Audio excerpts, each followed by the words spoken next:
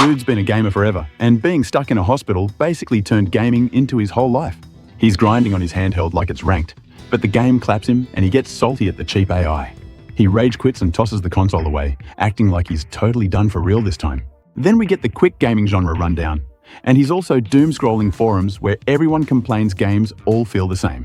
Bored out of his mind, he wishes for something special to play, and stumbles onto a sketchy-looking indie title called Dungeon and Stone. He's confused by the weird name, but the title screen sells it like a hardcore single-player RPG. He notices it only supports English, feels unsure, then shrugs it off since it's free and launches it anyway.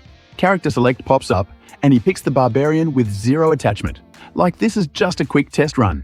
The game has that old-school portrait view vibe, and the cutscene art is way better than he expected, so he starts taking it more seriously. He taps through for hours, then realizes it's already late, and finally admits this random game is a hidden gem. He learns the hard way that party members and support picks matter a ton. And then the game hits him with the classic "you died" screen. He explodes in frustration so loudly a nurse calls him out, and he instantly backpedals and apologizes. He tries to look up help, but the game is so unpopular there's basically no guides anywhere, so he accepts he's on his own. A quick life montage shows he kept playing this thing through hospital days, service work, school, and a job, like it's been his long-term curse. Yeah, he really stayed locked in for years, always coming back to that Barbarian run like it's his personal legend. The grind is brutal. He dies, restarts, dies again, and just keeps brute forcing it like a Souls player with anger issues. More deaths stack up, but the stubbornness is stronger than the pain, so he refuses to stop. At last, he reaches the place he's been chasing, and he starts grinning like a maniac because it's the final boss dungeon. His character stands at the huge door, and the area name drops like a warning sign, the Gate of the Abyss. He celebrates like he just won a world championship, bragging that nobody's even made it this far, and admits it took him 9 years. In fact, he's crying his eyes out. The game asks if he'll enter the final boss room, then warns he might not be able to return after stepping in. He selects yes without hesitation, acting tough and assuming it's just the game trying to scare him. He commits anyway, then leans back and starts planning like a strategy nerd, figuring he'll die a few times to learn patterns. However, the loading feels weirdly heavy, and then a message hits. He has set foot in the abyss. It even says the tutorial is cleared, which makes no sense this late, and he starts looking nervous for the first time. Then the text suddenly turns Korean, and he loses it because he spent forever translating English before, like a total clown.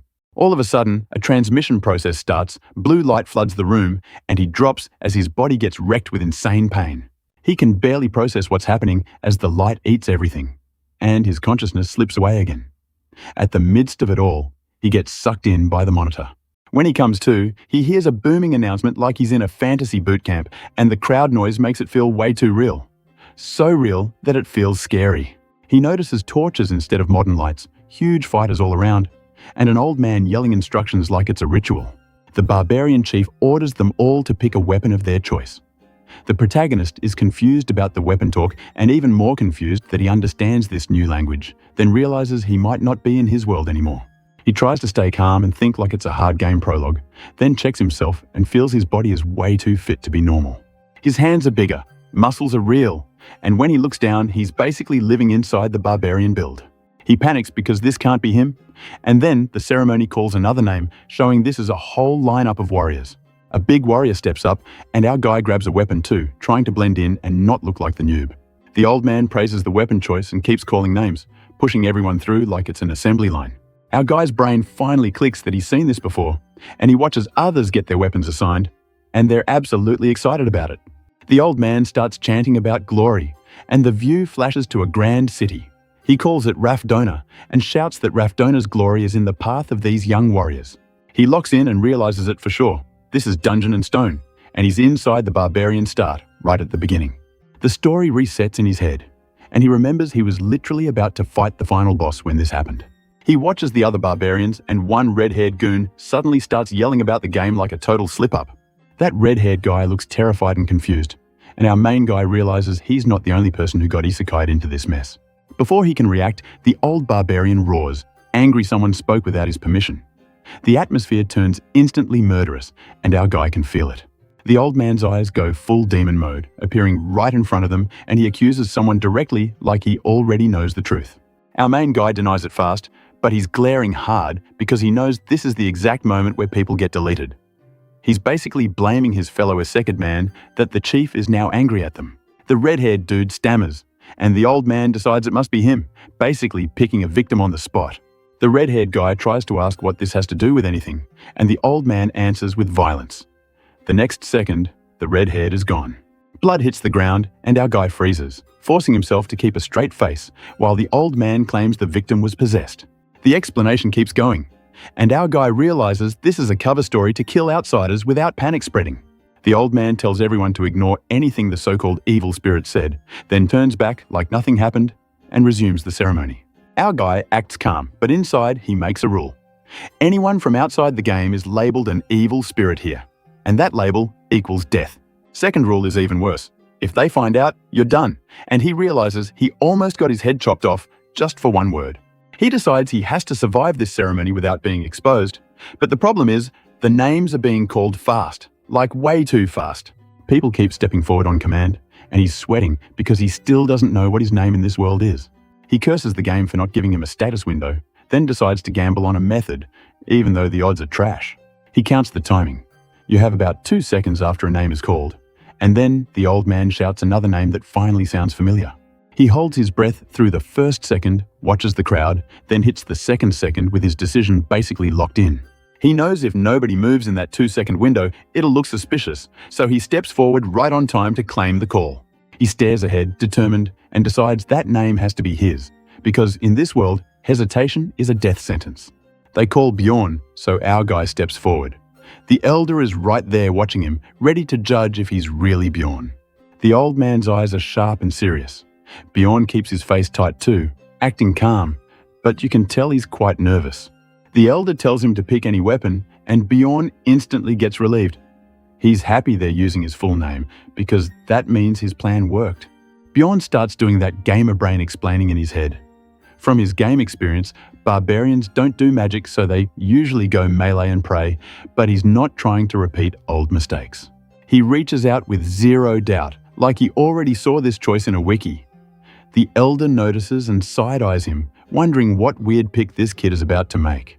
Bjorn grabs a shield instead of some flashy sword. With Bjorn ready, the game system in the real world stamps it as a legit start, recording his stats. His monitor starts spamming notifications. His character data updates, showing his stats and a big jump in item power. He flashes back to when he picked a huge sword because it looked cool, like every new player ever. Then he remembers getting cooked because his defense was trash, and that is exactly why he's choosing safety now. He keeps replaying that old nightmare build where every fight was a coin flip. A berserker style kind of worked, but it was messy and unreliable. Of course, he tried other weapons during his playthrough. Then he remembers the day he finally had a better idea, standing near gear like he's shopping with regret. The answer is simple to him now. Stop forcing Barbarian into a pure damage roll and turn the guy into a tank. He imagines the tank life, like a walking fortress that just refuses to die. Even if it means changing tactics, he's confident enough to test it, especially since barbarians are blessed with vitality and strength. Back then, he considered that this plan requires him to change all his playing tactics. Testing it, a sudden explosion occurs. Bjorn stands his ground with shield and weapon ready. He even remembers how busted the shield was in the actual game, reflecting damage and bullying monsters in old-school pixel style. Thanks to this build, he cleared many rough stages. That memory makes him grin, because he knows this choice is straight up strong. The scene shifts back to the game world as the gate to the next phase opens. After the ceremony, barbarians have to enter the labyrinth, no excuses. Bjorn realizes they first have to reach the city where the labyrinth gate is. The city is Rafdonia, and the warriors are told to start their journey. Slowly, the gate goes down. The elder sends them off with destiny talk, and the whole group charges out screaming like it's a stadium run. Bjorn runs too, but it's mostly because the crowd is dragging him along. He looks around and wonders if any of these muscleheads even know the route. Then someone yells to stop, and the scene shifts to the city streets under a cold night sky. Karak, the temporary leader, gets blasted for leading everyone the wrong way, and people dogpile him instantly. The mob acts like they weren't following him 5 seconds ago. Karak accepts the hit and steps down, looking defeated. Then Einar jumps in with max confidence and declares she'll lead now, and the crowd eats it up like she's the chosen protagonist. Einar smiles like she knows exactly what she's doing. Bjorn watches her closely, repeating her name in his head, already suspicious but also curious. Few moments later, Einar's face tightens when she notices the pressure, like she knows the job can get ugly. Other guys start shouting that they have to hurry to the labyrinth. Now the crowd tries to vote in some other dude too, because of course they do. Bjorn just thinks they're all idiots, or maybe they have muscle for brains. Bjorn taps Einar's shoulder to get her attention, doing it quietly so the mob doesn't notice. He leans in and uses his calm voice. He signals for her to keep it low, like hush mode. He tells her that he has a way to navigate to the dungeon. Einar looks shocked for a second, not expecting the quiet barbarian to have a brain. Bjorn points out a group of fully equipped adventurers and suggests following them instead of trusting the screaming pack. Those fancy-looking people are talking trash about barbarians like typical elitist party members. Einar gets it right away and agrees to try his plan, which is honestly rare intelligence in this crowd. Then she turns around and loudly claims she found the way, and everyone instantly worships her like she's a prophet. She tells everyone to follow her lead, and they march toward the big magic signal in the sky. The labyrinth portal shows up like a glowing purple storm, and even Bjorn has to admit it's the real deal. Bjorn gulps, because this isn't just a game screen anymore. It's a life or death gate. For a moment, he considers slipping away, thinking no one would notice if he ran. He remembers his old life, weak body, stuck in a hospital bed, never even threw a punch. Now he's asking the real question, if he can actually kill monsters in the dark, or if he should find any other way to survive. He rants in his head about the tax system, because that's the cruel hook of this world. In this game's setting, if you don't pay taxes after a certain age, you straight up get executed, so running away isn't really freedom. He breaks down the options, either enter the labyrinth and fight, or try to live in the city doing normal work. But due to his class, even that second option feels shaky, like the world is built to force barbarians into combat. He imagines trying to get a job and getting rejected just for being a barbarian, no matter how polite he is. Barbarians can't work normal jobs in-game because the whole design is to push them into the dungeon. The biggest problem hits, the labyrinth gate only opens once a month, so this is the one chance. Bjorn's heart pounds, because in the game you can reset and respawn, but here it's his real life on the line. Cold sweat dripping on his forehead, Bjorn closes his eyes. Suddenly, someone taps Bjorn, snapping him back before he can chicken out. It's Einar, staring him down like she's not letting him bail, and she calls him by name like they're teammates now. Einar reminds him that everyone else already went in, so it's just the two of them left outside. The portal is shrinking, and they've got only minutes before it closes, so the window to decide is basically gone. Bjorn tells her to go first and says he'll follow, trying to keep his nerves under control. Einar stops for a second and thanks him for the advice earlier. Bjorn brushes it off, but Einar leans in and asks how she can be wise like him. She's dead serious about it too. Bjorn's face says it all, because he knows she's hyping him up way too much. He just gives her a simple, basic tip about thinking before moving. He says it's like it's the most obvious life advice ever, and she acts like it's deep. Einar cheers and promises she'll pay him back if she comes back alive, which is both sweet and kind of dark. Bjorn instantly fixates on that part, because returning alive is not guaranteed in this place. Bjorn calls Einar's name and asks if she's afraid to die too. Her lips tighten, like she doesn't want to admit it, but she also won't lie. Einar admits she's scared of death, plain and simple, but she says they were born as warriors, and if she can't fight, she's basically already dead. Bjorn accepts that truth, realizing barbarians are just people with fear who keep walking anyway. Deep inside, however, he can't accept that this is how barbarians are programmed. Einar wishes him alive, and Bjorn respects that stubborn courage. Finally, he decides he'll fight too. Bjorn finally stops hesitating and moves toward the portal, telling himself he has the barbarian body and his gamer knowledge. He decides he'll do whatever it takes, because this time, there's no respawn screen to save him. He smirks through the fear, like he's forcing confidence so he doesn't break. As he enters the dungeon, the scene cuts to dripping darkness, like he's falling into some damp underground world. Bjorn's eye opens wide, staring hard, trying to understand what just happened. He then stands alone in a dark space and straight up doesn't know where he is. Bjorn wakes up in a dark dungeon. He checks his new body and realizes it's the Barbarian build. He hypes himself up, thinking Barbarian stats plus his game knowledge means easy survival. Yeah, famous last thoughts. He sighs, annoyed, then spins around on alert. Something about this place already feels off.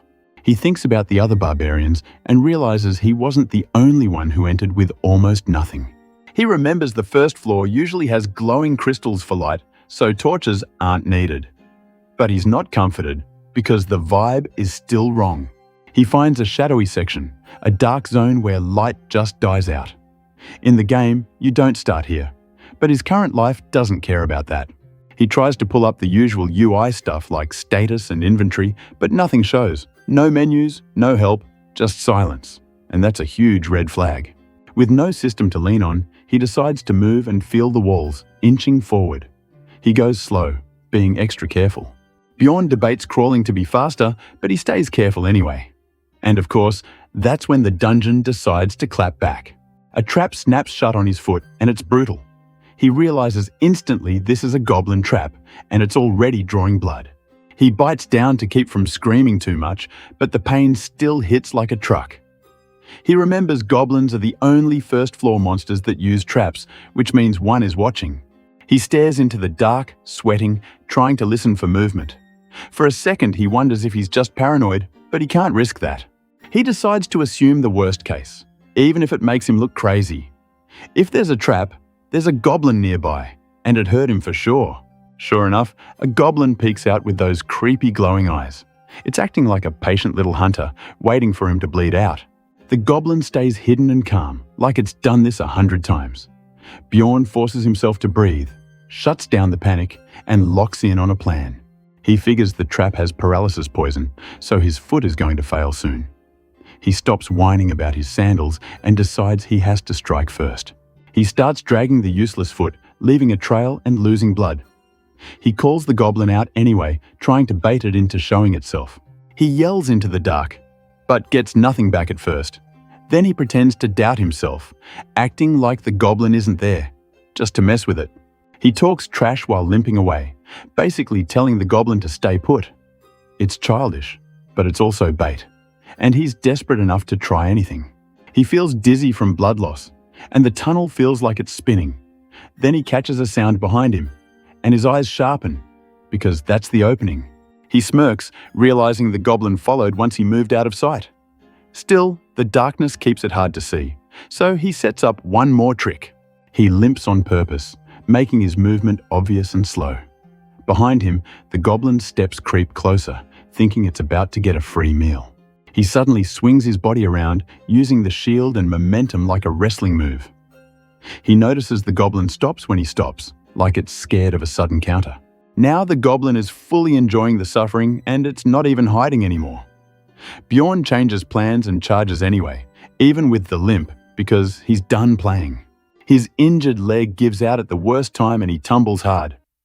Even while down, he talks like it's part of the plan, basically daring the goblin to come collect. The goblin freezes, confused, like it can't tell if this is a trap. Its face tightens as it tries to read the situation, because it's not dumb. A rock smacks Bjorn, and he realizes the goblin is testing him to confirm the kill. He's annoyed, but also impressed, because this thing is way smarter than expected. The goblin steps in with its axe raised, finally committing. It reaches toward him like it's about to finish the job. The guy's eye snaps open with that killer glare, and the goblin flinches. He springs up in one clean burst and swings hard, but the first strike barely misses. He keeps pressing with the same rush, not letting the goblin reset. The goblin panics for a second, realizing the prey just turned into a problem. He follows through again, forcing the goblin to dodge and scramble. He suddenly powers up, like adrenaline plus pure rage kicked in. Then he slams down with a heavy strike that shakes the ground, forcing the goblin into defense. He keeps that momentum rolling, hammering the goblin with another brutal hit. At this point, it's less a fight L. Bjorn roars about being in a warrior's body now, not some weak sick kid anymore. He's done being prey, and the goblin is about to learn that lesson. He unleashes a combo of crushing blows, each one louder and heavier than the last. The goblin gets caught, and the hits start landing clean. More impact, more damage, and the goblin's defense just collapses. Bjorn doesn't slow down. He raises his arm for the final finish, then drops it with a heavy smash. The impact is nasty, and you already know that Goblin is not getting back up. A system-style message appears confirming the kill, and a tiny bit of EXP. The Goblin's body starts fading into dust, leaving only loot behind. He watches the corpse vanish, and realizes this world follows game rules for drops. Something shiny clinks onto the floor, and his focus snaps right to it. He picks up the gem and recognizes it as dungeon currency, a mana stone. Even while panting and bleeding, he's already thinking about what it can buy him. He thinks about food first, like just one piece of bread would be huge right now. Then he gives a tired little laugh, because even winning feels like survival math. He steadies himself and reminds himself how this universe works. Monsters die, turn to dust, and drop loot. The fantasy world outside the labyrinth has all kinds of races and dangers, so this is just the start. He imagines the wider world beyond the dungeon, full of different people and chaos. And in his head, it clicks hard that this isn't some VR ride anymore, it's the real deal. Still limping, he drags himself forward, leaving blood behind like a warning sign. He swears he'll never treat this like a game again, because one mistake here means the credits roll for real. Our barbarian is literally dragging himself through the dungeon, leaving a fat blood trail like a bad survival game tutorial. The system keeps nagging him that he's bleeding out. He's panting hard and thinking this is what it feels like to be a stray dog with a busted leg. Even worse, more traps are showing up and the bleeding won't stop. The alerts stack like pop-ups on a sketchy site, and he's running out of time. He realizes he needs people fast because solo mode is about to turn into permadeath. He forces himself forward and decides to hunt for anyone who might help. The screen messages basically say his health is in the danger zone and treatment has to happen soon. Bjorn can't help but think of the other man who got isekai'd. After his death, Bjorn wonders where he is now. Did he return to the real world or not? From far away, you see just how insane the trail is. He notices the light getting stronger and takes it as proof he's close to a better area. The bright opening is right there. He clenches his fist and crawls toward it with everything he has left. He tells himself at least one or two adventurers would help if he finds them. He's trying to believe in people. And then his own mental voice shows up to roast him. It's like his own inner commentator is a hater with a microphone. That inner voice lays it out. Why would anyone help a dying barbarian, especially one with nothing but muscles? He's annoyed, but he can't argue much because the logic stings. Still, he refuses to just lie down and accept a game over. The voice says he'll probably meet a monster before he meets a human. He admits he's losing it and might pass out any second. Then he slams down the one thought keeping him moving. He will survive, no matter what. The inner voice calls him doomed and tells him to give up, but he snaps back in his head and pushes forward. The system drops the scariest message yet. His health is under 4%. Bjorn lowers his head and keeps crawling with those dead serious eyes. Suddenly, silhouettes rush in and he freezes. People finally found him. A whole party appears, and one of them spots the dying barbarian right away. While the system keeps screaming, the barbarian begs for help with what little breath he has. The party is clearly experienced, and they can tell he's a newbie just from the mess he's in. Even so, they don't immediately leave him behind. Everyone looks confused about how some beginner got here before them. Bjorn can barely speak, but he's still trying to explain through the pain. The group keeps staring him down, wondering how a newbie like him got in the deeper floors before them. Bjorn growls under his breath. Gritting through the pain, he wishes the adventurers hurry up and help him. The blonde knight, Druss, steps forward and looks down at Bjorn. He smirks like this is all interesting, which angers Bjorn even more. He asks the cleric, Ursina, to heal the barbarian. Bjorn realizes this party has a healer and thinks he just hit the jackpot. Ursina flat out refuses, no hesitation. That hurts worse than the trap, because now the miracle rescue is getting denied. Druss acts like he expected that answer. He's not mad, just amused. So Druss turns to Patzran and suggests tossing the barbarian a health potion instead. He says he'll pay for it when they exit the dungeon. Patzran finally gives in and tosses the potion over with a grumpy attitude.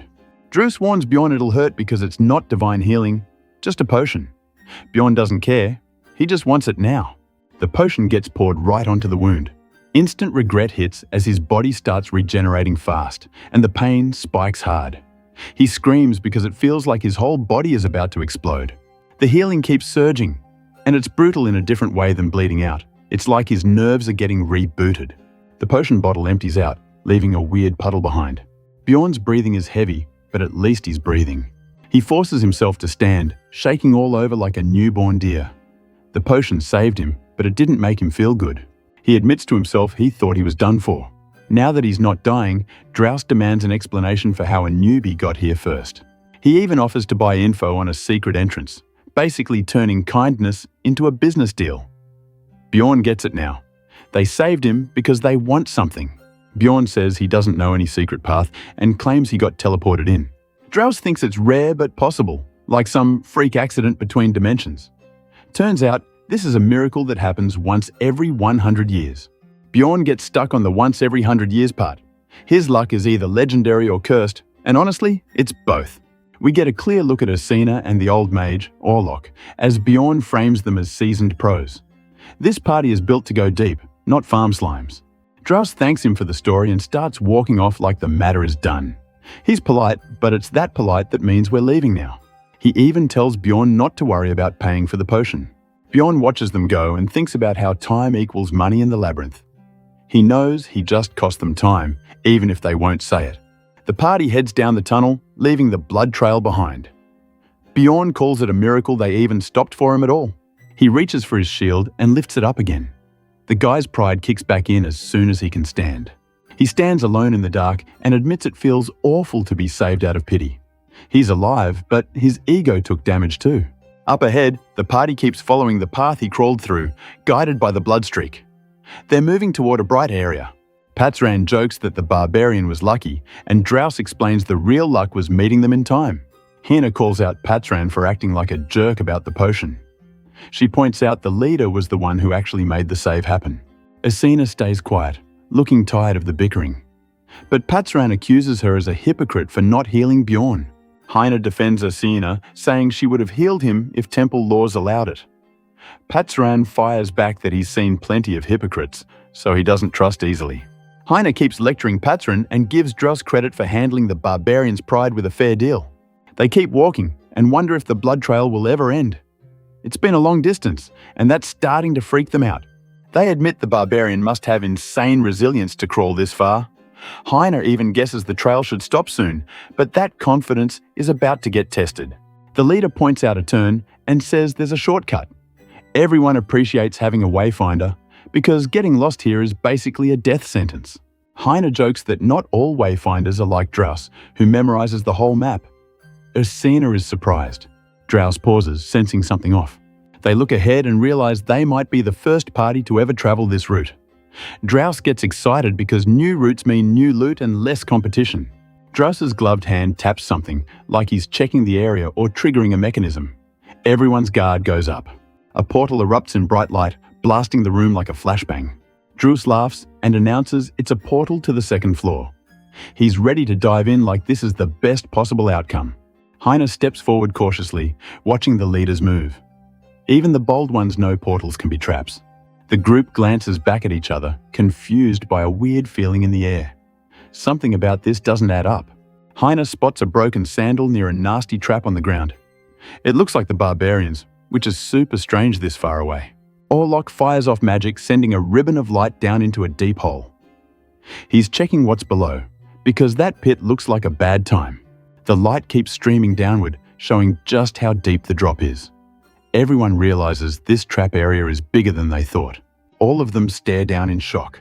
Orlok asks Drouse how far they've come from where they met the Barbarian. Drouse estimates a massive distance if no shortcut was used. Orlok gulps and admits that means the Barbarian crawled a ridiculous stretch in total darkness. He's impressed in the most terrified way. Hina says it's beyond outrageous and calls for Patsran's attention. Something about the earlier meeting is clicking into place. Patsran remembers the Barbarian kept his right hand raised the whole time they met. They recall the Barbarian offering a mana stone, refusing to let go of something valuable without getting something back. It was pride and bargaining power. The mana stone was an exchange. The Barbarian wasn't begging, he was negotiating while half dead. That choice shows how strong his will is, even when he's dying. He's not the kind of guy who collapses just because the odds say so. Patsran admits he has to take back what he said. The Barbarian didn't rely on luck, he relied on pure refusal to lose. In Patsran's head, he pictures Bjorn raging against death itself. A person with that kind of drive doesn't just quietly fade out. Someone that stubborn would never give in to death that easily. And now the party can't shake the feeling they have underestimated him. Bjorn comes in swinging his shield like he's speedrunning a boss fight, and the goblin gets blasted hard. He's already in that I'm done being nice mode, and the cave lights up from the hit. He's mad because goblins keep popping up non-stop, and it's starting to feel like the spawn rate is bugged. While he's moving, he spots sloppy traps on the floor and judges whoever set them as total amateurs. A goblin tries the classic ambush with an axe, but it's so obvious Bjorn reads it like a tutorial. He counters fast and knocks the thing away like it never had a chance. The real problem hits him next. It's not the goblins, it's his body screaming for food, and he admits he's starving in the middle of this crystal cave. Bjorn remembers he's got a food pouch from earlier and reaches for it like it's legendary loot. He grips it tight because right now, that bag is his whole life. He commits and starts eating like a desperate survivor, ripping into dry bread with zero shame. It's not gourmet, but hunger makes it feel like a 5-star meal. He tells himself to ration, but he keeps chewing anyway because the bread tastes way better than it should. He even thinks saliva is doing all the work, which is both gross and relatable. Now he's thirsty, and that's when the dungeon starts feeling unfair again. He sits down, staring at the glowing crystals, wondering where water is supposed to come from in a place like this.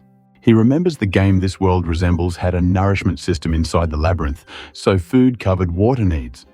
But he's not playing a game anymore, and the fear hits harder because this is real-life nightmare mode. Bjorn walks while thinking it through. Sure, there has to be water somewhere, since the chieftain didn't pack any. He's mid-thought when he hears a drip, like the dungeon is teasing him. Then he hears footsteps and freezes, instantly locking onto the sound like a hunter. Someone else is here, and that's either a blessing or a brand new problem. The same footsteps keep coming, and Bjorn stays cautious because adventurers in a dungeon don't equal friendly NPCs. He keeps his guard up while the unknown person closes in. Bjorn takes a moment to count up what he's gained, eyeing scattered red gems on the ground. He realizes he's collected a lot, like he's been grinding mobs for hours. All that fighting catches up, and he yawns hard, feeling like he could drop at any second. He thinks about sleep rules in the labyrinth and decides the safest move is getting a temporary partner to watch each other's backs. He runs into another group first, but they panic and back off like he's the monster. They basically refuse him because their party is full and they don't trust a blood-covered barbarian, so Bjorn gets iced out immediately. That rejection hits twice because it's not even subtle. The group bolts and Bjorn is left standing there like the lone tank nobody wants on the team. Bjorn grits his teeth and swallows the anger because he can't waste energy on randoms. Still, you can tell he's ready to snap if anyone pushes him again. He tries to move on, but then a new guy steps in with way too much confidence. It's Hans, smiling like he's in a dating sim, and he offers to be Bjorn's night companion in the most suspicious way possible. Bjorn is instantly confused and wary, because who says that in a deadly dungeon? Hans doubles down with a smooth grin, acting like this is totally normal. Bjorn figures out Hans means a partner for sleep shifts, not anything spicy, and he awkwardly admits he needs that too. Hans happily proposes forming a temporary party and introduces himself like they're about to start a co-op run. Bjorn agrees and gives his name with full barbarian pride, and Hans accepts it like he's collecting rare friends. They seal it with a handshake, and Hans says 2 people is ideal, but he's too tired to look for more. Hans then suggests spending the night alone together, and Bjorn's brain short-circuits because the phrasing is cursed. Even when Bjorn knows what he means, Hans's vibe still feels off and makes Bjorn uneasy. Bjorn gives in anyway because survival beats comfort, and they decide who sleeps first with a quick game. Hans wins the first rest like he's rolling natural 20s all day. Bjorn accepts his bad luck and watches Hans settle in. He even notices Hans's fancy watch, realizing a barbarian probably isn't supposed to understand stuff like that. Hans offers to explain, but Bjorn shuts it down, already annoyed by how smug this guy can be. Bjorn also admits people in this world look down on barbarians and he hates it, but thinks he might use that prejudice later. Hans falls asleep super comfortably like he does this every day. and Bjorn just stares at the sleeping bag with pure jealousy. He debates asking to borrow it, but he already knows Hans won't share. Bjorn keeps checking time, bored and exhausted, wishing the hours would hurry up. It's that awful guard duty feeling where every minute is a whole arc. When the watch says it's time, Bjorn wakes Hans up for the shift change. The ticking feels loud in the quiet cave, like the dungeon itself is counting down. Hans groggily asks if anything happened, and Bjorn says nothing did, which is a huge relief. Hans thanks him and tells Bjorn to rest now, promising to wake him later. Bjorn tries to trust it, but his eyes stay sharp because trusting a stranger in a labyrinth is insane. Hans looks calm holding his watch, while Bjorn's thoughts scream that this is how people get betrayed. Eventually, Bjorn crashes anyway and starts snoring like a final boss. He sleeps hard, the kind of sleep that says his body is running on fumes. But while Bjorn is out, the mood shifts, and it's clear Hans is watching him with interest. Hans thinks barbarians are fascinating, and he treats the whole dumb barbarian stereotype like a tool to read people's real intentions. Bjorn stirs and rolls a bit, still sleeping like he's at an inn, and Hans seems pleased it's working out. Meanwhile, Bjorn's inner stress hits later, because once morning comes, he realizes he didn't sleep well at all. Bjorn gets mad at himself for being so tense all night, like he wasted the chance to recover. Hans is still sleeping peacefully, which just makes Bjorn's frustration worse. Bjorn tells himself he can't let his guard down until he's sure Hans is safe to trust. He's so tired, he feels like he might pass out again, but his eyes keep drifting toward Hans anyway. He admits the truth. He can't fall asleep when he's unsure. Then suddenly he snaps awake, hearing his name and feeling that danger sense kick in like an anime power-up. Hans leans in close, and the silence gets awkward fast. Bjorn immediately tells him to wipe the drool before talking, because the man just woke up looking wild. Hans apologizes with that same friendly laugh, acting harmless. Bjorn relaxes for half a second, then realizes Hans said nothing bad happened while they were both asleep, and that detail hits Bjorn like a plot twist. Bjorn demands an explanation with a sharp look, because that means nobody was on watch. Hans just smiles and tells him it's fine, insisting Bjorn looks exhausted and should sleep more. Bjorn, still suspicious, thanks him anyway because he's too tired to keep fighting every social battle. He starts replaying Hans's actions in his head, noticing the guy seems kind, helps him talk to people and even refuses compensation, which feels weirdly decent. The recap in Bjorn's mind keeps stacking up. Hans's smile, his help, his calm attitude, all of it. Bjorn hates that the evidence is making Hans look trustworthy, because paranoia is his only armor right now. Bjorn tries to rest again, groaning as sleep pulls him under, but his instincts keep twitching. Then his eyes fly open again, like he heard something that doesn't belong. Hans is awake and smiling down at him, telling him to go back to sleep. But the shot of Hans raising a hammer over Bjorn is straight-up horror movie energy, and Bjorn realizes this friendly guy might be way more dangerous than he looks. Bjorn wakes up immediately after he sees Hans. In the span of a second, he dodges the attack and rolls to the side. Hans tries to act surprised and starts begging like this is a misunderstanding. Too bad Bjorn is in zero talk mode. Bjorn's eyes go cold, and Hans instantly knows he messed up. Hans tries to stall and make excuses, but nobody is buying it. Hans makes a desperate dash, swinging his hammer like he can reset the whole situation. Bjorn blocks and fires back with a brutal hit that shuts that plan down. Hans clings to the barbarian and begs to explain everything. Bjorn decides he can take another hit if he has to, and honestly, he will. Bjorn slams in with his shield like it's a finishing move, and Hans goes flying. He crashes and scrambles on the ground while Bjorn slowly closes the distance. Hans keeps screaming apologies, but Bjorn's glowing eyes say the mercy patch is not installed. He towers over Hans, ready to deliver the final blow. Hans begs for his life, hands out like that will stop anything. Bjorn demands the reason for his betrayal. Hans confesses he attacked for loot, especially mana stones and even the barbarian's gear. He says it like it's normal adventurer work, while begging for Bjorn to spare him. Hans thinks his honesty will get him freed and even looks hopeful for a second. But Bjorn answers with another attack, because, nah. Bjorn warns this is the last chance, then stomps down with pure pressure. Hans panics and yells about the barbarian's heart like he's about to say the real reason. Bjorn freezes, confused for once. Hans explains barbarian hearts sell for big money in the black market, and that's the gross truth. Hans adds that hearts are even used for some new magic spell ingredient stuff, like some messed up alchemy. The barbarian connects it all to the idea that strong monsters mean big profit. This means that barbarians are viewed the same as monsters by humans. Bjorn keeps pressing him down and asks why Hans waited until now to act. Hans claims he needed rest too. Hans says he already told everything and begs to be let go. Bjorn shifts his weight, and you can tell he's done listening. Bjorn gives this tiny grim chuckle that's honestly scary. He basically says he'll run into more snakes like Hans, and they'll all say the same stuff after losing. He looks down with those red eyes, thinking about how this keeps happening to him. Hans swears he's different, which is exactly what every liar says in every anime. Hans suddenly offers everything he owns, trying to bribe his way out. Bjorn grips tighter and ends it with a cold, crushing finish. The moment is over fast, and Hans's body goes limp. Crimson spreads out on the stone, and the cave feels quiet in the worst way. Bjorn stares at what he's done, realizing he just decimated a human. Then the system pops off, rewarding him with gear upgrades like this is just another quest clear. He checks the new stuff he got, like a water container, watch, compass, and healing supplies.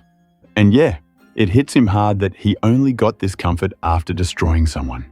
He walks deeper into the crystal-lit tunnels, now geared up. A goblin jumps him and he smashes it with the warhammer in one clean swing. He wonders if he should have picked a weapon from the start, then shrugs it off since he's cracked at fighting now. Before he can chill, 2 more goblins show up behind him. He notices the goblins are coming in pairs now. The 2 goblins rush in, grinning like they think they're the main characters. The barbarian swings hard and blasts one back with a hammer hit. The second one gets caught in the follow-up, and the sound alone tells you it's not surviving. The dust settles and he's left kneeling, breathing heavy in the blue glow. Bjorn admits he's beyond exhausted, running on fumes and anger. He leans against the wall and decides being alone at night might be safer than trusting people. Then he senses more trouble and curses under his breath. 2 more goblins approach, like they're lining up for their turn. The barbarian snaps and goes full bonk mode, swinging down again and again. He finishes the pair and hears nothing else nearby. For once, he thinks the area is cleared. He begs the universe for one moment of peace so he can sleep. Instantly, the system announces he got attacked while asleep, and a goblin is right on his neck with a blade. His eye goes wide and he turns into pure rage. He slams the goblin down like a bug under a boot. The goblin staggers back, shocked it didn't work. Bjorn pants, says next, and you can feel how done he is with this whole dungeon. The goblin flinches and tries to back off, and Bjorn basically lets it run because he's drained. He watches it sprint away and thinks, good, just go. He checks his neck and realizes that was almost a fatal cut. Now, he's forced to accept sleep is dangerous, so he reaches for a potion to patch up first. The potion burns like crazy, and he complains it hurts more than the stab. Time passes, and he's wobbling along, still thinking about how much he hates Hans and how hard it is to trust anyone. He decides the safest partner would be another barbarian, someone who might get it. Then humans appear and start acting weirdly friendly, offering a party and even a night companion like it's no big deal. They keep pushing the offer, saying a barbarian would be perfect and reliable. And that is exactly why it sounds super shady, like a scam party from episode 1 of a survival anime. He straight up refuses and says he's looking for his own kind instead. One of the humans questions him and warns it'll be tough. The human explains most barbarians already moved on to the next floor, so there aren't many left here. They send him off with a blessing, and Bjorn quietly wonders if chasing his own people is even realistic. He stays tense, thinking hard, and decides he still needs someone non-human to trust. In his head, elves and dwarves sound safer. He doubles down on the idea that anyone is fine as long as they're not human, since humans have proven they'll kill for pocket change. Then something catches his eye, and his focus snaps sharp. He spots an elf girl curled up alone in a corner, looking like she's been through it. She flinches when she notices him, clearly scared and ready to bolt. The elf finally looks up with wide eyes, like she can't believe help might be real. And for Bjorn, this is the first moment that feels like an actual party might start forming. The elf, Erwen, is curled up in this dark cave, tense like a scared cat. Then she hears someone coming, and you can tell she's been waiting for this moment for a while. As Bjorn steps in, Erwen snaps up and grabs her bow, glaring hard but still looking super careful. Bjorn studies her situation. He notices a fresh cut on her waist, and it doesn't look like monster damage at all. He straight up suspects a human did it. The cave is wide and quiet, and the distance between them feels like a threat meter. Erwen drops to her knees fast and begs for her life, desperate. The blood on her outfit makes it clear she's not bluffing about being in trouble. Bjorn is thrown off because he expected an elf to be proud and cold, not crying like this. Erwen keeps pleading and brings up someone she needs to protect, trying anything to survive. He's annoyed at himself for coming in too aggressive and decides he should calm her down. Erwen flinches anyway because, yeah, a giant armored dude is scary no matter how nice he acts. He forces a friendly smile, the kind that would work in a dating sim. Erwen's eyes widen, and she blushes a bit even while she's still terrified. He says he won't kill her, but his grin is so intense it backfires and she calls him out in panic. She keeps crying and asks why he has to be so scary about everything. Bjorn internally facepalms, realizing he's making it worse. He's mad at how people think barbarians are just walking violence machines. Instead of threatening her, he tosses her some supplies and tells her to treat the wound first. It's healing herb and bandages, the basic survival kit stuff. Erwen is confused why he'd help at all, since she expected an enemy. He acts like helping someone in need should be normal, even if he clearly has his own reason too. Erwen starts treating the cut while he says he'll keep watch. In his head, he's already decided he wants her as his night companion, mostly because she's injured and can't be left alone. He notices she's exhausted and also, yeah, she's stunning. He figures predators will target her first, so staying near her is safer for both of them. The used bandage and herb end up on the ground, stained and messy. Erwen looks a little more relaxed now, and he thinks this is his best chance to talk. He introduces himself as Bjorn, son of Yandel. After a pause, Erwen finally gives her name too, still cautious but less panicked.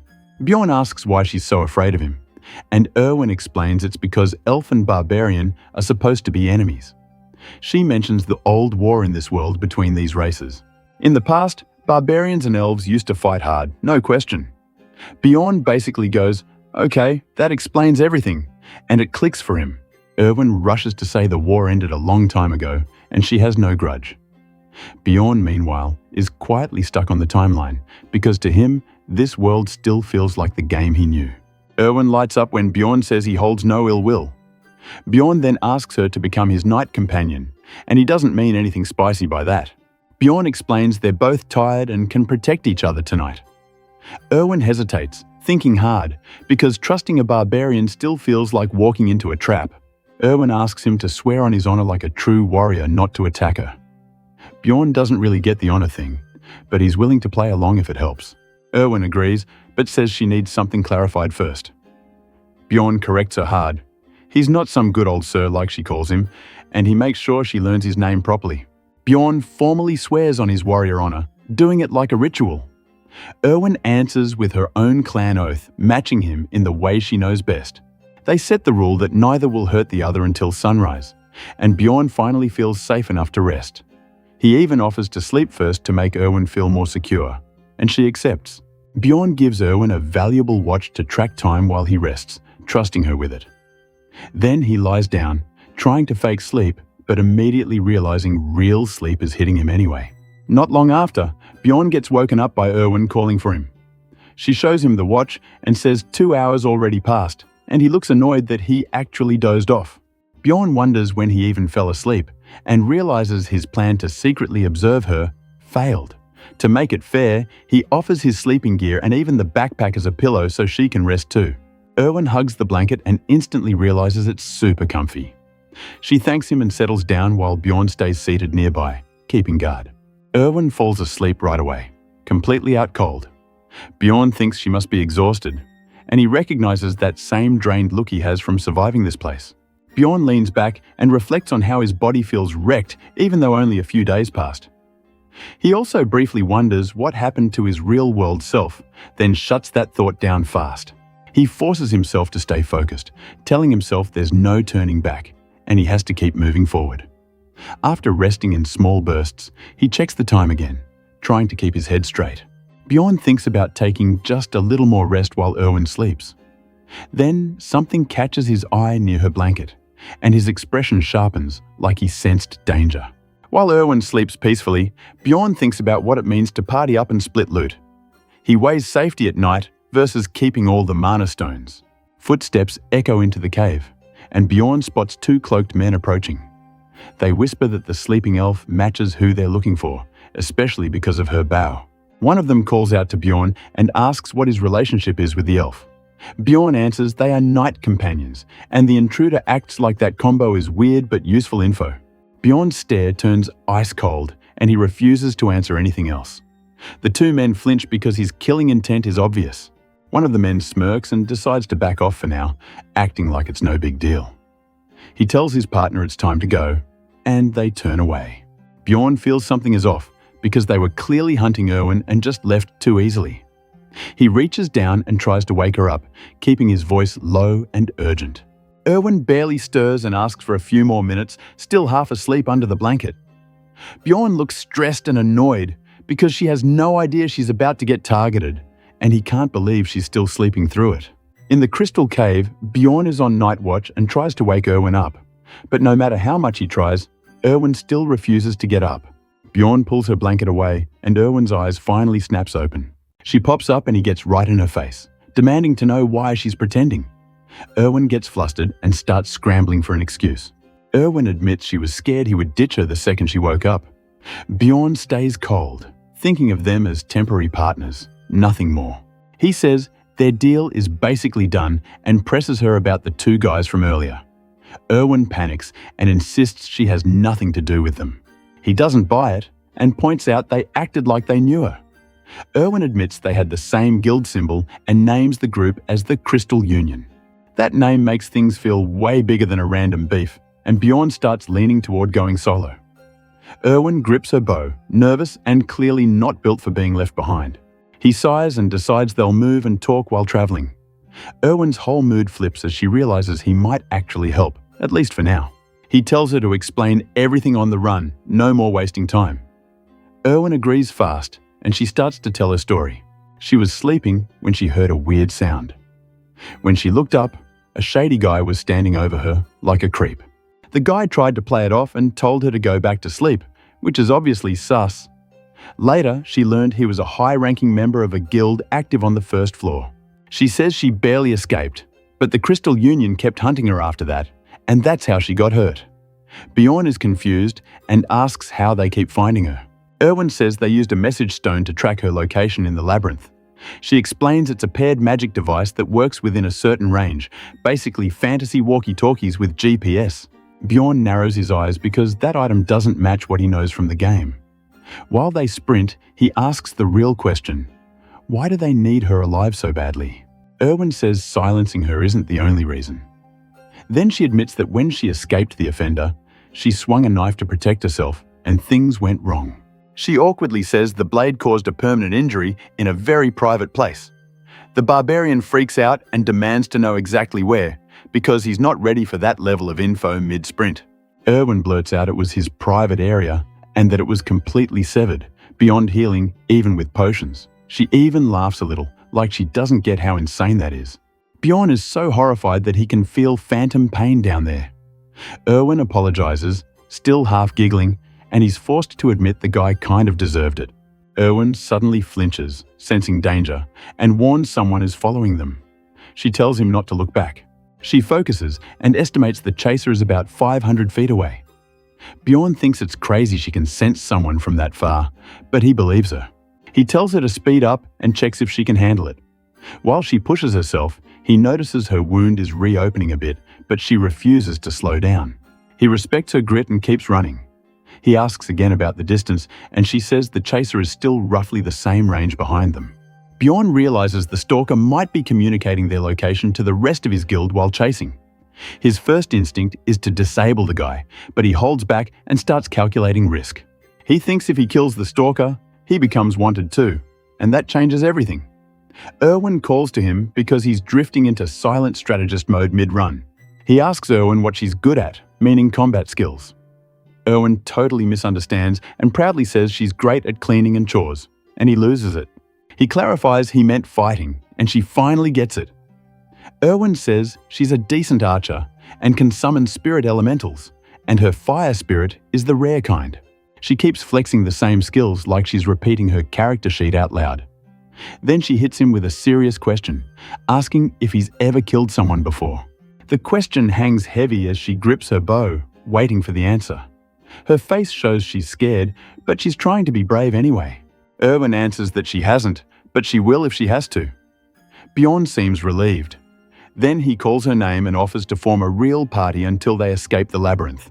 Erwen accepts instantly, because of course she does. She's been clinging to him all night. He asks how far the chaser is now, and she says the gap is down to about 300 feet. Even at full speed, the enemy keeps closing in, which is a bad sign. Bjorn decides running forever is pointless, so it's time for a plan.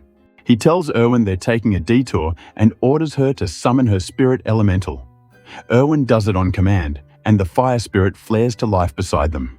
They duck into a tighter passage lit by the floating fire buddy, setting up an ambush spot. Erwen keeps her focus, ready to move when the stalker enters. The stalker finally appears at the end of the corridor and tells them to stop. Bjorn watches him carefully, noting the guy is either skilled at pursuit or using useful items. Erwen quietly signals she's ready, eyes locked in. Her gaze sharpens, and you can feel she's about to shoot before the enemy even realizes it.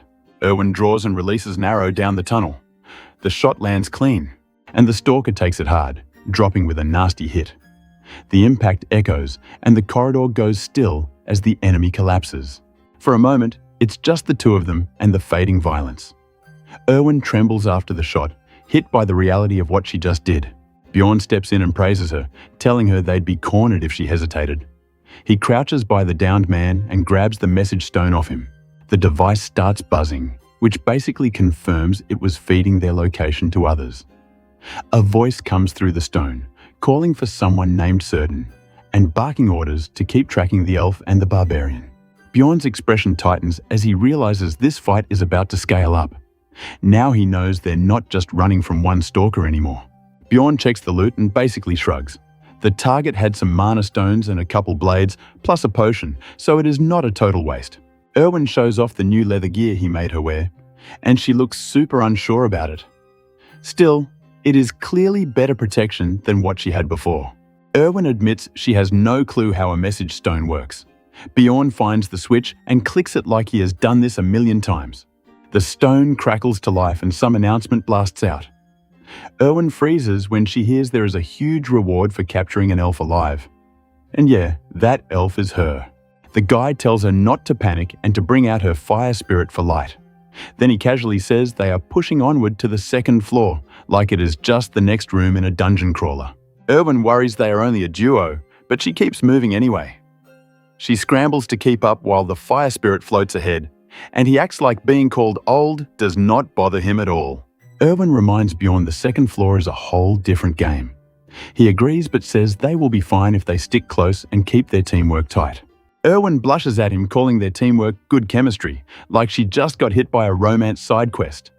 In his head, he is already thinking in party roles, tank and ranged, the classic combo. Erwen still looks uneasy since they are both new to the labyrinth. Then the message stone spits out more nasty details about what people can do if they catch her, and Erwen flinches hard. He promises he is not ditching her no matter what. The message stone keeps going with gross jokes from whoever is broadcasting, and the mood turns poisonous fast. Erwen trembles but forces herself to agree to keep going. The guy's eyes harden, like the switch in his brain just flipped from chill to dangerous. Bjorn gives a short, firm answer and starts forward. Inside, he is already committing to this choice, and you can tell he is gripping that stone like it owes him money. He decides helping Erwen is the right move, not just for profit, but for his own pride too. He asks the fire spirit for directions, and it can only point them north, so they march on. Erwen suddenly senses something off and tells him to stop. She spots a goblin trap right away, and Bjorn realizes something weird. If traps are already here in the dark zone, then the goblins must be scarce around this light source. He starts to complain about his bad luck, but Erwen is ready to handle it herself. He stops her from using the fire spirit and tells her to save mana and just use her bow. Erwen agrees way too cheerfully, but her body language is stiff, like she is trying not to mess up. It is that awkward new partner interaction, except with lethal traps nearby. Two goblins jump out swinging, thinking they caught easy prey. Erwen moves fast and kicks one into the dirt. She slides into position and looses an arrow. The shot slams into a goblin so hard it looks like it got hit with a sniper round. Another goblin charges in close, all teeth and rage. Erwen's arrow cuts through the attack line before it can land, keeping the pressure off her partner. She draws again in one smooth motion, calm and sharp. The next shot flashes out with zero hesitation, like she has been doing this since episode 1. Blood sprays and the last goblin drops. Erwen relaxes and turns back with a proud smile, fishing for praise. He gives her a solid compliment and admits she is better than expected. Then he tosses her some mana stones as a reward. Erwen instantly tries to negotiate a wild split, taking most of the stones. She explains she wants to buy something for her younger sibling, and her eyes sparkle like she is seeing a rare shop item. Bjorn awkwardly tells her to do her best, not sure if she's being cheeky or serious. Erwen is still clutching her hands, looking nervous under the cute act. He reassures her nobody sane will chase them through the dark, and he flexes their teamwork again. But in his head, he gets that bad feeling like the game is about to spawn a mini-boss. And yep, right on cue, ghouls appear, which is not supposed to happen here. He is shocked because the monster zones should be separated, so something is off with their location. He realizes they might have crossed into the southern border by mistake. Erwen panics, thinking he will have to fight alone again, and she clings to him for safety. He shuts that down and says they fight together. He also explains his leveling system needs new monster encounters, so seeing ghouls is actually useful. The ghouls shuffle closer, and he watches their range. The moment they hit the trigger distance, one lunges with a nasty swing. A whole pack rushes in, and he braces behind his shield. One slams into him hard, but Bjorn holds the line like a proper tank. He bursts forward and swings his weapon with real weight behind it. The hit blows through a ghoul with a brutal arc. Another ghoul reaches for him from behind, thinking it is slick. Erwen's arrow pierces the arm mid-grab, stopping the cheap shot cold. The last ghouls drop, and the system pop-up confirms they got experience. Right after, Erwen notices something on the ground that does not fit, like this dungeon just left a clue. She points out blood splatter and even a breadcrumb trail, and it is clearly not goblin blood. Bjorn goes quiet, because he already knows this kind of trail means trouble. They follow the blood and find a sprung trap and a lost sandal nearby. Bjorn stops in the darkness, staring like he just walked into a bad memory. He glances around and finally notices the portal was right behind him the whole time. The bright doorway to the next floor is basically in front of them. A gritty flashback hits, showing Bjorn's painful experience where he barely survived. He remembers it like yesterday, the thing where he met the adventurers and got their pity. The memory lingers, and he snaps back, furious at his own terrible luck. He vents that his luck stat is trash. Erwen asks if she upset him and looks ready to cry. He turns, trying to figure out why she's acting like she just solved a mystery in her head. Erwen pieces together the signs and realizes he lost a former companion here. The guy is stunned that she deduced it from scraps and bloodstains alone. Erwen gently comforts him, saying his old partner is watching over him now. He tries to brush it off and asks if she is ready to move up anyway, because standing still is how you get wiped. He admits Erwen says weird stuff sometimes, but she still has heart. With the portal blazing ahead, they step forward together and commit to the second floor. The portal drop is not gentle at all, and the whole party gets yeeted out of the sky like a bad fast travel bug. Everyone hits the ground hard, and Erwen instantly checks if Bjorn is still breathing. Even after that crash landing, they push themselves up fast. It is messy, but nobody is down for good. Bjorn acts tough and says he is fine, but you can tell the portal ride messed with his stomach. Erwen jokes that the portal felt like free-falling, and she is weirdly chill about it. She also points out her nimble elf moves saved her from eating dirt. They take in the new place and realize they are on the second floor, inside a huge forest, under a bright night sky. Erwen is confused because nobody told her the second floor had forests. Bjorn explains the floor has different zones, so the stories people tell are always incomplete. They lay out the floor map idea. 4 directions with totally different danger themes. North is goblins, east is beasts, west is undead, and south is a rocky desert. The whole thing sounds like someone mashed 4 dungeon packs together and called it balanced. Erwen keeps asking how anyone survives this without spoilers. Erwen also brings up something important. Early floors had a single meeting point later on, so she wonders if that still applies. The danger list hits harder when you picture it. Goblin ambushes, beast nests, undead swarms, and desert monsters. Erwen circles back to the big question of the whole labyrinth, like where the next safe meeting spot is supposed to be. Bjorn cuts the talk and asks what they do now. He wants a way back to the city. Erwen explains the labyrinth kicks people out automatically when a floor closes. So leaving early is not really the plan. It is surviving until the timer ends. Bjorn does the math and lays out the floor timers. His plan is to use the second floor for gains, then return to the first floor before it closes. He also doubts the Crystal Union will come this deep while they are still split up. He admits they cannot just camp by the portal the whole time. So they decide to explore nearby and see if anything useful is around. He tells Erwen to lead while he follows, which is basically the smartest thing he has said all night. She happily accepts because scouting is her whole job. They start moving through the woods and Erwen gets all nostalgic about forests. Erwen keeps chatting about sacred grounds and how it feels like home, even though monsters are lurking. Bjorn is completely unimpressed. Erwen warns him the forest is packed with traps, so he should step only where she steps first. She is basically their walking trap detector. She suddenly points ahead and says she found another trap. Bjorn cannot see anything and gets confused. Erwen tells him it is hidden under leaves and she is about to prove it. She tosses a small stone and it clicks something under the dirt. The trap triggers instantly. Erwen shrugs like it is no big deal, and Bjorn is honestly impressed. Her scouting skills are way more reliable. Bjorn pauses, thinking things through. He gives Erwen quick praise for her trap work, but also tells her not to get cocky. Erwen gets offended and says she is just doing her role. Bjorn doubles down and reminds her that experienced adventurers do not celebrate basics. He keeps lecturing about discipline and staying sharp. It is annoying, but he is not wrong when you are surrounded by murder woods. Erwen blushes hard anyway, because praise is still praise. She is trying to act calm, but her face sells her out. She covers her mouth like she is holding back a smile. Erwen giggles and says she is a seasoned adventurer too, clearly enjoying the attention. Bjorn realizes he accidentally butted her up. Erwen notices something weird. Traps are everywhere, but goblins are not showing.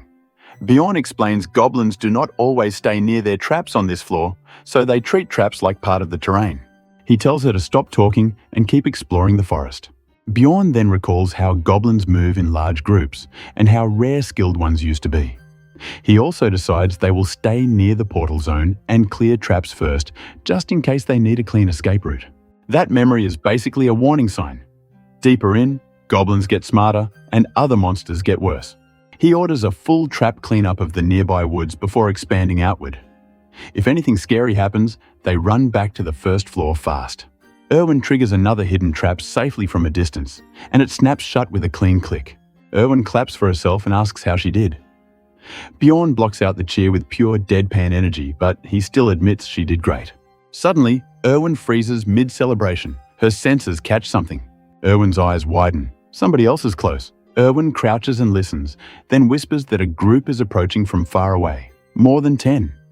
They are still not detected yet, which is their one advantage. She adds the enemies have not noticed them so far. Then she asks what they should do because the wrong move here gets them swarmed. Bjorn decides to fight, no hesitation. He asks how close Erwen can get without being spotted, and she says she can sneak pretty close on her own. He tells her they will do their usual ambush plan. Erwen agrees quietly. Erwen moves through the bushes without making a sound, like she is a ninja from another anime. Bjorn watches, impressed, and follows at a distance. From her hiding spot, Erwen spots a goblin pack moving together down the path. It is a solid group, and the numbers look ugly. Erwen signals Bjorn to get ready. She draws her bow and aims at the cluster of goblins, waiting for the perfect shot. She releases the arrow with a sharp whoosh and immediately shifts her footing. Bjorn strains to hear if it landed because the distance is huge. He cannot confirm the hit, which makes the tension worse. He orders Erwen to fall back right away after the shot. She agrees and starts retreating. The goblins roar and rush in, and Bjorn steps forward to meet them head-on. Bjorn grits his teeth and prepares to take the pressure. He is the wall, and he knows it. More goblins show up than on the first floor, and the sheer number alone is scary. Worse, there is a goblin swordsman in the pack. Instead of fear, Bjorn feels pumped, like his battle instincts just woke up.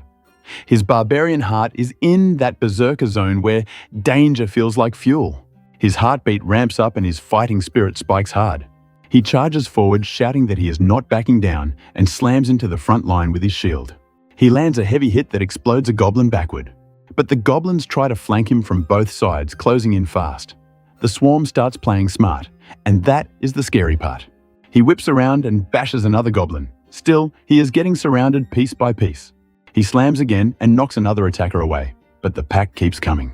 A sudden red shock erupts as he strikes down hard, and he senses something dangerous at the same time. The fight is escalating, and not just because of numbers. The same violent burst keeps flashing through the clash, and his eyes widen at the threat. A goblin blade slices close to his neck, and he barely avoids a lethal cut.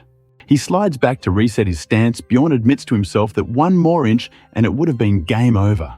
More goblins shriek and dive in from all angles, giving him zero peace. Even normal goblins are deadly in groups this big, and this is way beyond normal. He realizes beating them all alone would mean taking serious injuries. Then support finally comes in as a long-range strike tears through the fight from afar. Erwen is covering him, turning the swarm into targets. Erwen exhales, focused and steady, keeping her bow ready for another shot. Bjorn glances sideways. He is syncing with Erwen's cover fire, ready to turn this into a clean sweep. With his eyes glowing from pure battle drive, he shouts for the goblins to come at him. The system pops up, saying the goblin swordsman is down and the team got a tiny bit of EXP. They also scoop up a bunch of mana stones, so at least the grind is paying rent. Bjorn takes a knee and checks the haul, thinking the stones came faster than yesterday's full-day farm.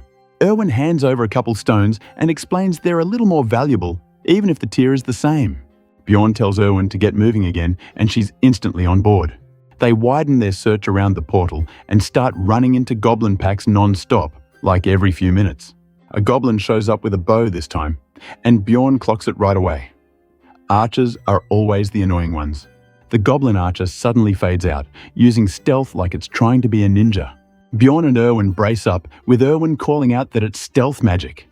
Bjorn takes point with shield and hammer, ready to body check anything that twitches. The goblins rush in, blades out, trying to swarm them. Bjorn answers with a brutal hammer slam that turns the ground into a shockwave. He follows up with wide swings that toss enemies around, and a hidden archer tries to line up a shot. Bjorn senses something off and whips his body around. His instincts are screaming that a shot is coming in hot. Close up on Bjorn's eye, fully locked in. An arrow flashes through the air, and Bjorn barely reacts in time. Even he looks surprised at how close that was. The archer reveals itself from a high spot, bow drawn again. Bjorn launches his hammer. The hit is clean and violent, the kind that makes you feel bad for the goblin for one frame. The goblin archer gets deleted, and the system confirms another kill and EXP. Right after, the two finally decide to take a quick break because even barbarians have stamina bars. Erwen complains about how long they've been searching, and Bjorn can't even argue. With the fight over, Erwen drops down, totally exhausted, and Bjorn stays alert. They've been running around for a long time, and it shows. They agree the break is needed because their bodies are hitting the limit. Bjorn offers Erwen the chance to sleep first, and she's clearly happy about that. Bjorn sets their weapons and gear against a tree like a camp setup. Erwen is out cold and somehow snoring loud, which Bjorn did not expect at all. He watches her and realizes she must be totally drained. Erwen keeps snoring, but Bjorn thinks it might also mean she feels safer now. Bjorn stares up at the night sky, staying on watch. He looks calm, but you can tell his brain is still running calculations. He remembers other adventurers out here, and it puts him on edge. Running into other parties can be more dangerous than goblins. Bjorn reminds himself not to meddle in other adventurers' business, but just knowing they exist nearby is stressful. He shoots a sharp glance into the dark, checking for movement. Bjorn looks back at sleeping Erwen and admits he has another reason to stay alert. Bjorn mutters that she's way too pretty and that it's going to cause problems. Just then, Erwen's eyes snap open. Erwen blushes and asks if she's really that beautiful, acting all cute and proud. Bjorn panics internally and tells her to just go back to sleep, because this is not the time. Erwen giggles and flops back down, satisfied. Bjorn is left thinking she's acting nothing like the elves he remembers from the game, and he's confused and tired. Day 4 hits, and they're already in another fight. The duo moves like a practiced party now. Day 5 rolls in, and you can feel the fatigue stacking. Even when they rest, it's not real rest, just enough to keep walking. By day 6, they're still pushing forward, and now other humans appear nearby. Bjorn says it's time to leave the labyrinth, and the clock is ticking until the first floor closes. Erwen looks wiped, but they both know missing the exit would be catastrophic. Erwen admits she's so tired she'll sleep the second they get back. Bjorn agrees and tells her they won't go too far. He'd rather wait early than gamble and get locked in. They spot traps laid out again, meaning goblin groups respawned while they were away. Bjorn decides there's no choice but to fight through it. Erwen nods, and the party is back on the grind. A goblin group surrounds them, including an archer in the back line. The formation is annoying, but it's nothing Bjorn hasn't dealt with all week. A goblin gets slammed mid-move, surprised it got hit so fast. Bjorn's killing intense spikes, and the goblins flinch so hard they've mistaken him for Goblin Slayer. Bjorn lets out a terrifying roar that makes the weak mobs reconsider their life choices. The goblins still advance, but their steps look shaky. Even they can feel they're walking into a blender. Bjorn pushes into the swordsman first, thinking Erwen should handle the archers. He pounds goblins down with heavy strikes, clearing space fast. Bjorn reflects that fighting tons of enemies has turned him into a master of ugly combat. He proudly declares himself as Bjorn of the 1,000 Hands. Erwen also starts holding her own, taking enemies down cleanly. Bjorn stands confident as bodies fly, convinced arrows won't reach him. He's still careful though, because archers always have some sneaky angle. Bjorn gives Erwen a quick thumbs up and praises her. For him, that's basically a full emotional confession. Erwen blushes and giggles. She's way too pleased with herself. Bjorn tells her to wipe out archers faster next time so he can fight without worrying. Erwen apologizes, looking a bit unsure if her last shot even landed. Erwen admits she wasn't sure her final attack worked, and Bjorn gets it. Bjorn thinks she did the right thing by not claiming something she couldn't confirm. Erwen smiles, and the trust between them feels real now. Bjorn pats himself on the back in his head, acting like her progress is all because of him. Erwen suddenly points out something new on the battlefield. A strange glowing drop is sitting there, and even Bjorn freezes because that's not normal loot. Erwen identifies it as an essence, something rare from the goblin archer. Bjorn is shocked they got an essence this early and mentally explains what it does. Stat boosts and skills, but with limits. Bjorn thinks about how the essence limit and monster type matter a lot. Using the right one on the right person is basically build planning.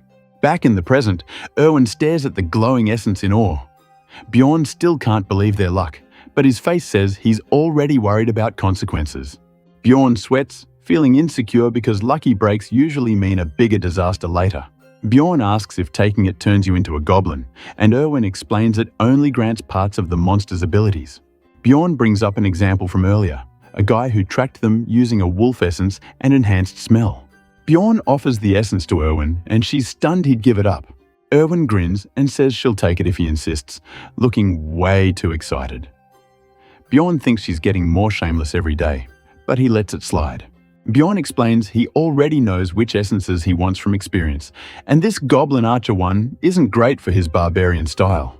Bjorn tells Erwen to promise him one thing before she takes it, but he gets cut off mid-thought. A group of adventurers shows up and orders them to stop. One loud guy points at them and demands to know what they're doing, calling out Barbarian and Elf like it's an insult. Erwen looks shocked and tries to explain, but they're not listening.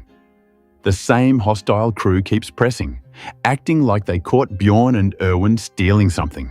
Bjorn calmly tells Erwen she doesn't have to answer them, placing a steady hand on her shoulders. Erwen suddenly lunges forward and grabs the essence. She's done waiting for permission from strangers. The essence flashes as she takes it, blasting light like a skill activation. The hostile leader freaks out, furious that she took it so easily. He's acting like it was already his, which tells you everything about this guy. A huge wave of light erupts as the group screams that the essence was theirs. The light fades and Bjorn keeps Erwen close, checking that she's okay. Erwen looks shaken as she absorbs the essence. Bjorn realizes the humans saw the essence's glow and rushed over to steal it. He basically tells them they're too late and they picked the wrong target. After all, Erwen already took it. Bjorn steps forward and invites a fight if that's what they want. The other adventurers flinch because now they see he's not just some random musclehead. The enemy group looks nervous but tries to hold posture anyway. Bjorn notes that showing weakness will only make things worse, so he keeps pressure on them. His aura spikes again as he tells them he likes a good fight, and they can come at him or walk away. Boots slam the dirt and the team is sprinting fast. Bjorn keeps the pace high and warns them not to slow down until they can see the portal. Erwen worries the shady group from earlier might chase them, but she figures once they hit the first floor area, they should be safe. Behind them, those guys are still fuming and yelling threats. Bjorn calmly explains they were probably heading the same way anyway. In the game, a 4-person party usually goes deeper, but those dudes were hanging near the entrance, meaning they planned to leave when the first floor closes. Bjorn thinks they were just camping around the portal like everyone else. Erwen is impressed by his logic. Erwen suddenly flinches like her radar just screamed at full volume. She calls out a goblin group ahead and says they should avoid them this time. Erwen panics because the goblins are already charging straight at them. Bjorn is shocked because Erwen's long-range detection has kept them unseen for days. Something feels off.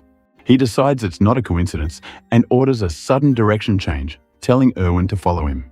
Erwen starts to comply, then freezes again as another danger signal hits her. A projectile slices past, and they both throw themselves aside to dodge. Bjorn realizes the shot wasn't from a goblin archer, someone else is sniping them.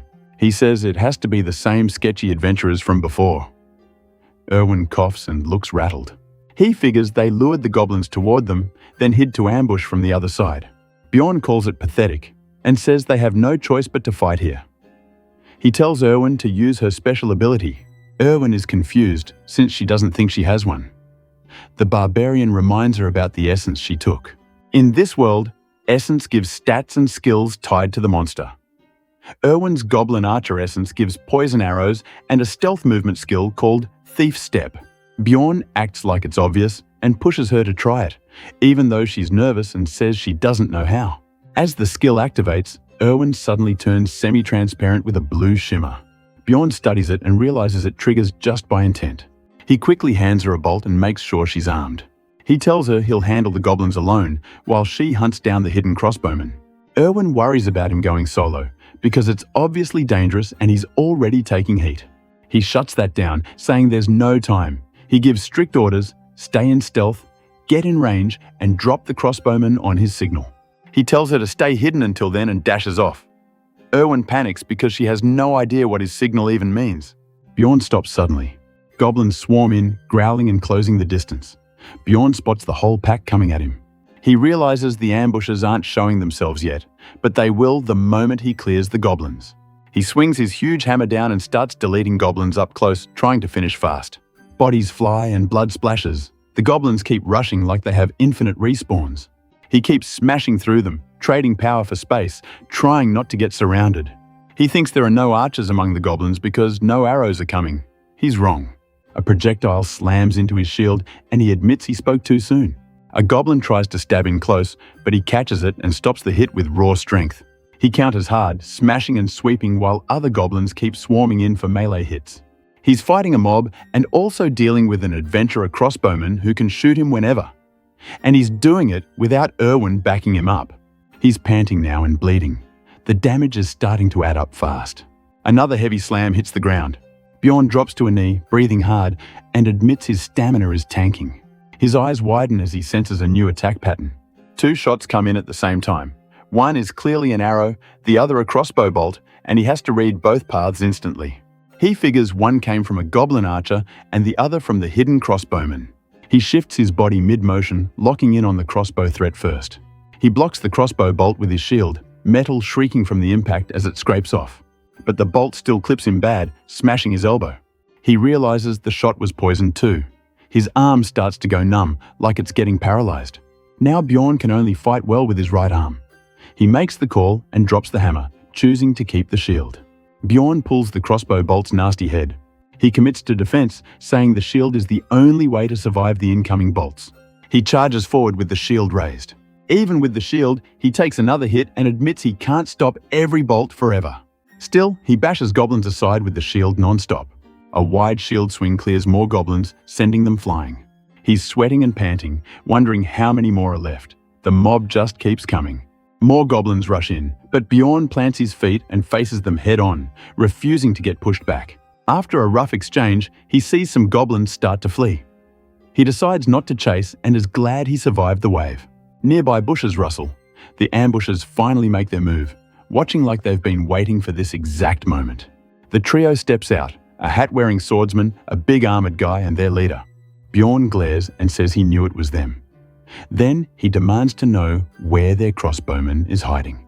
The leader admits it and immediately asks what happened to the elf, talking trash like she's already done for.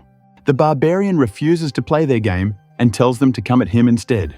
The leader laughs and says barbarians are tougher than he thought, but points out the barbarian looks badly wounded. He offers a deal if the elf's location gets sold out. Bjorn just smirks back, not giving them anything. One of them calls him crazy for laughing. They decide to take him down first and ask questions later. The hat swordsman warns the group not to drop their guard and tells them to treat the barbarian like a big monster hunt. They yell for a full charge and rush him together, going for the gang-up finish. Bjorn notes his left arm still won't move right and wonders if Erwen found the crossbowman. He decides he needs a clear signal, something weird enough to stand out. He gets an idea and raises his hand, giving them the finger as his signal. Bjorn grins like he's finally found the play. Whatever he's about to do, he hopes Erwen notices his plan. In the middle of the forest fight, the adventurers get spooked by a sudden signal, but Bjorn stays calm and figures Erwen is still out there, just far enough that he can't hear her. More specifically, the adventurers are confused why this barbarian is displaying his honor mid-air. Bjorn realizes he can't help Erwen directly, so he'll do his job and keep the heat on himself. He slams into the redhead's shield with raw power, and the clash shakes. The leader grits through it and realizes the barbarian is no joke, especially at close range. Then the straw hat swordsman whips a wide cut that forces Bjorn to shift back. The pressure keeps coming, and Bjorn has to respect the blade work instead of just bullying his way forward. He steps in anyway, refusing to give ground, and tries to break their rhythm before they can set up something nasty. He swings big and loud on purpose, trying to make himself the main target so Erwen can line up her own chance to strike. The leader raises his weapon for another heavy blow, and Bjorn senses there's a catch.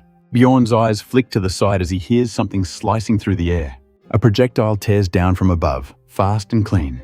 Both fighters tense up at the same time, and someone calls out that it's a projectile, so everybody knows the archer finally joined. The leader instinctively shields up and braces, using his buddy as cover for a split second while they try to read the shot. Bjorn clocks the flight path and wonders if it was a bolt or an arrow. The shot slams into a shield with a solid hit, and the barbarian immediately feels relief because it means Erwen is alive and still fighting.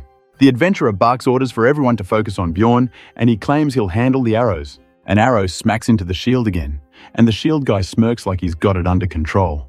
But that confidence is about to get cooked. Bjorn reads it right away. The shield guy's whole plan was to keep Erwen locked down from the start so she can't swing the fight. The redhead charges in to take advantage, trying to cut Bjorn down while the straw hat keeps him boxed in. The redhead's blade keeps ringing off metal, and Bjorn admits he can't hold off both at once forever in this tight space. The straw hat swordsman makes his move from the side, rushing in with a clean strike meant to end it while Bjorn is busy. The strike lands, and Bjorn basically decides to trade damage for a better position, choosing what he can afford to lose. He takes the hit on his left arm and clenches through the pain. With his arm messed up, he still counters hard, smashing into the redhead and sending him flying. The redhead tumbles in shock, eyes wide, realizing he just got outplayed. Bjorn's stare sharpens, and the enemies can't believe what they're seeing. The straw hat slams down and dashes, kicking up dirt as he tries to reset and stop Bjorn from taking over. Dust fills the air. Bjorn slides back into stance. The straw hat's face tightens in surprise when he notices something off. Meanwhile, the shield guy blocks another shot and tells his team not to worry. Then, his shield bursts into flame from the impact, and he freaks out because the arrow wasn't just a normal arrow at all. Bjorn uses the opening to move, calling the shield guy an idiot for thinking he could keep blocking forever, because Erwen's shots are elemental. He keeps pressing that point in his head. Blocking doesn't matter when the arrow brings extra effects, and the shield guy is already behind. Bjorn charges straight through the confusion, forcing the enemies to react to him again instead of looking for Erwen. The redhead, bruised and breathing hard, realizes the fight is going bad fast and that their control plan is falling apart. He tries to run off to hunt Erwen, but Bjorn stays on him. The Straw Hat taunts the Bjorn to surrender, acting superior, but Bjorn is already committed to trusting Erwen to do her part. Feet scrape across the ground as someone shifts position. The Straw Hat swings his shield-like weapon through the air, trying to create space and catch Bjorn stepping in. The Straw Hat's eyes widen as he notices the Bjorn's timing, like he's just one heartbeat late. Bjorn slams him hard. The Straw Hat swordsman dodges, causing the brutal body blow to send the shield guy crashing down. The impact keeps rolling, and the man's control totally breaks as he hits the ground and can't recover cleanly. The Straw Hat monk curses when he sees his partner get launched, because now he's the one stuck in the pit with Bjorn. He tries to swing back with desperation, stepping in like he can still turn it with one big move. Bjorn lands and stares him down, basically telling him he's alone now, and that's the worst place to be. They trade fast blows, metal ringing, but Bjorn keeps walking forward like he's built different and doesn't respect the shield wall. The shield guy calls out the Barbarian's plan to stall for the redhead, but the Barbarian's eyes burn with focus, refusing to let the enemy control the pace. Bjorn tries a fake-out, pretending to swing his shield, setting up a trick to break the guard at the perfect moment. He lets the shield go on purpose and smashes in, catching the enemy off guard. Bjorn grabs him by the throat.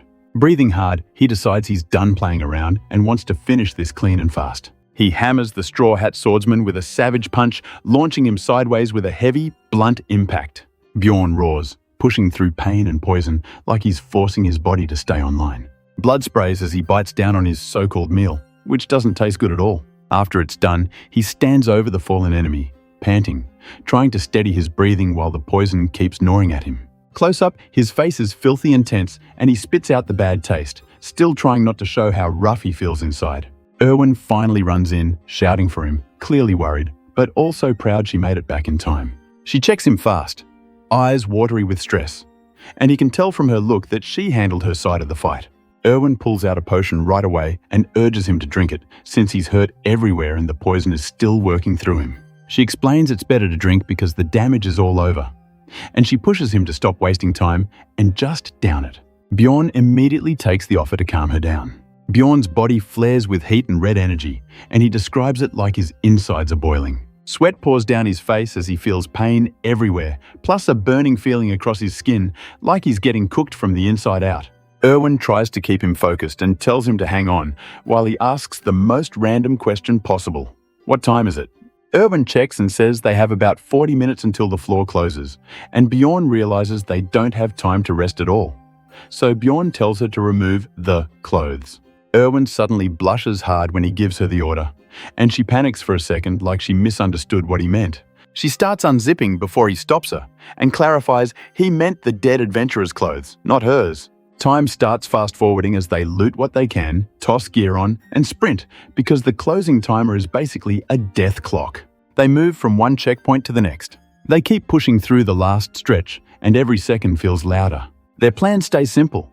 Ignore everything else, follow the route, and don't stop until they see the portal light. The portal finally comes into view, and they throw themselves forward with everything they've got left. The portal erupts in bright energy as the time remaining hits the final seconds, and they leap into it right before it shuts. They get tossed out on the other side, and Erwen cheers like it was a fun ride, while Bjorn is just annoyed she lands so smoothly while he did not. Erwen beams and celebrates, calling him good old sir again. He gives her a tired compliment, but admits it was insanely close. Erwen brings up the essence they were supposed to talk about, reminding him he asked her to promise something earlier. Bjorn panics more as the countdown drops even lower, clutching his head like the answer is right there but won't load. At the last second, he finally remembers and tells Erwen to meet at Black Whale Tavern, and she immediately agrees. The system announces the first floor is closed and they're being transported, so the escape is officially locked in. Bjorn exhales in relief, finally letting his shoulders drop now that the dungeon pressure is gone. With a serious look, he steadies himself and says he's finally back. The scene closes on the city walls and the crowd ahead as he steps into Rafdonia. The city is packed like a convention line, and Bjorn notices something weird right away. Time in the labyrinth and time in town do not match, so everyone shows up here at noon no matter how long they were inside. A loud barbarian yells Bjorn's name and charges in like a hype man. Bjorn blanks on the guy's name for a second, then the dude grabs his hand and makes sure everyone knows he is Karak, third son of Fanon. Karak keeps talking and basically drags Bjorn into a full-on barbarian reunion. More muscleheads crowd in, praising him and bragging about their own runs. Bjorn is sweating because this is not his vibe at all. Karak proposes they head to the inspection office to compare loot and prove who is the bravest, and the whole group rushes out. Bjorn follows, already tired.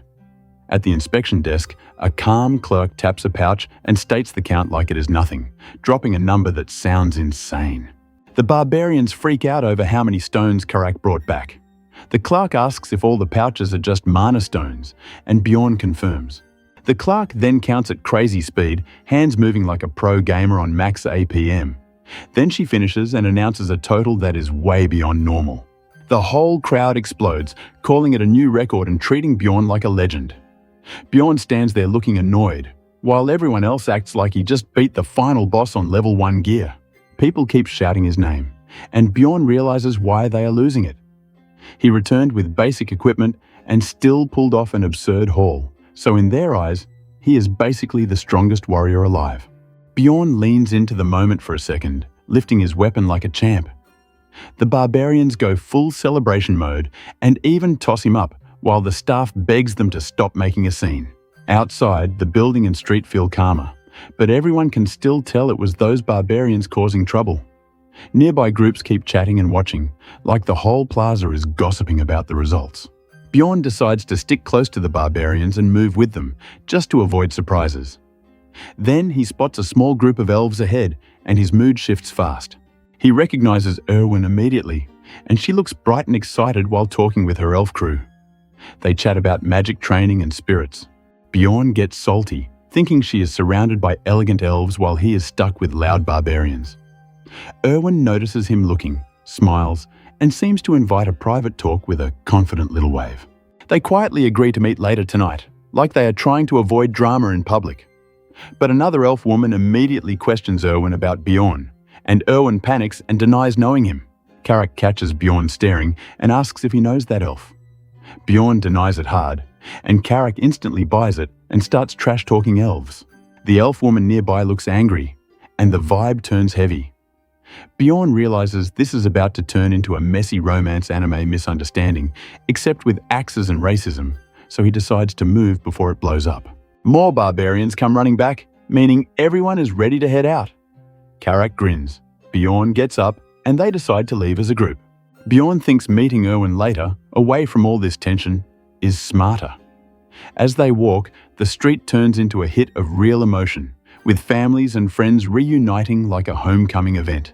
People cry, hug and cling to survivors, and Bjorn remembers this world is not a game to them. Seeing grief up close hits him in the gut, even if he tries to act tough. Then it gets darker, with someone demanding answers about a missing husband. A child asks where their brother is, and the adults break down, making the cost of the labyrinth feel painfully real. The reunion scenes keep flashing around Bjorn as he walks, and it messes with him. He admits to himself that watching real faces, not a screen, makes the tragedy feel heavier. Even with that guilt, the barbarian's solution is simple: drink. Someone lifts a mug like a battle flag and declares it party time. They start chugging like this is a victory feast. Bjorn sits there dead-eyed while the whole place shakes from their yelling and the non-stop drinking. Bjorn gets fed up, thinking they are just wasting themselves.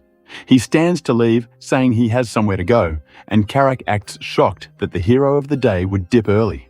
The whole group yells and begs him to stay, calling him a hero, which makes Bjorn worry they might trap him in endless attention. He pushes through anyway, and they send him off with loud blessings.